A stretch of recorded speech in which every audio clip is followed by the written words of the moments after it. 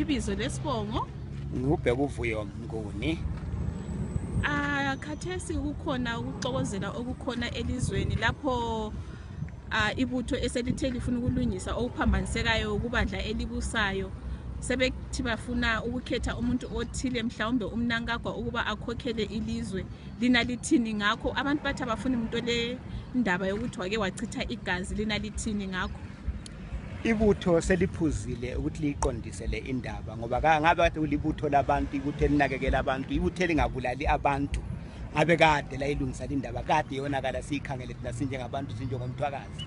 Siqala ukubona ububi balo umuntu osokuthiwa kaThetho namhlanje amela abantu ngo1982 kusukela eMidlands kudlula inkayi kudabule iCholotsho lokuyefika ePlumtree lichitheka igazi labantu bengonanga lutho bengelazikhali.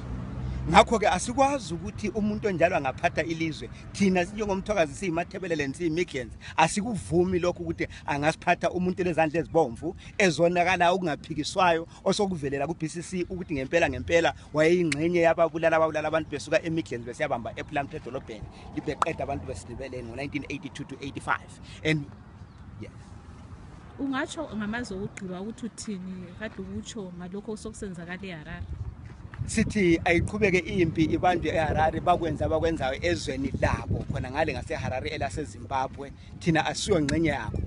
Phambili la izanu PF lokho ekwenzayo khona ngale ndaweni yakho abamkhuphe laba bamfakayo thina kasingene ngoba sange simfake.